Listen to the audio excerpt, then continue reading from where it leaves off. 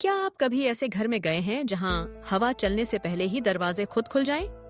ये कहानी है एक भूतिया हवेली की, जो बाहर से भले ही वीरान लगे, लेकिन अंदर जिंदा से ज्यादा कुछ है। एक परिवार शहर की भीड़ भाड़ से दूर शांति की तलाश में एक पुरानी हवेली में रहने आ गया। गांव वालों ने उन्हें कई बार चेतावनी दी, वहां कुछ है जो इंसानों को पसंद नहीं करता, लेकिन परिवार ने इन बातों को अंधविश्वास समझकर हंसी में टाल दिया।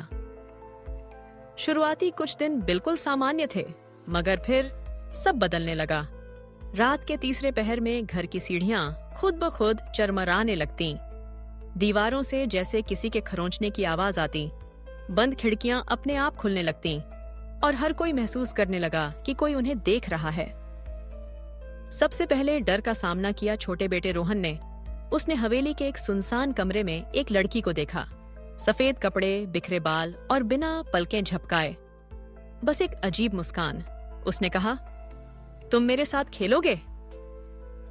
और अगले ही पल वो गायब हो गई। जब रोहन ने ये बात अपने माँ बाप को बताई, उन्होंने उसे डांट दिया, ये सब तुम्हारा वहम है।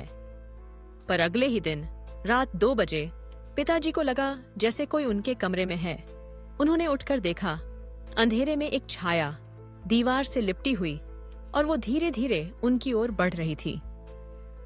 पिता की चीख गूंज उठी, मगर दरवाजा अपने आप बंद हो चुका था। कोई जवाब नहीं, कोई मदद नहीं, बस ठंडी हवा और कांपता दिल। सुबह होते ही परिवार ने बिना कुछ समेटे वहां से भागने का फैसला किया। पीछे छोड़ी गई बस एक चीज, वो हवेली, और उसके अंदर बसी वो आत्मा जो शायद अगले मेहमान का इंतजार कर रही है। क्या आप उस हवेली में जाना चाहेंगे? अगर हिम्मत है तो सब्सक्राइब करें और अगली डरावनी कहानी का इंतजार करें, क्योंकि अगली बार शायद वो कहानी आपके ही घर की हो।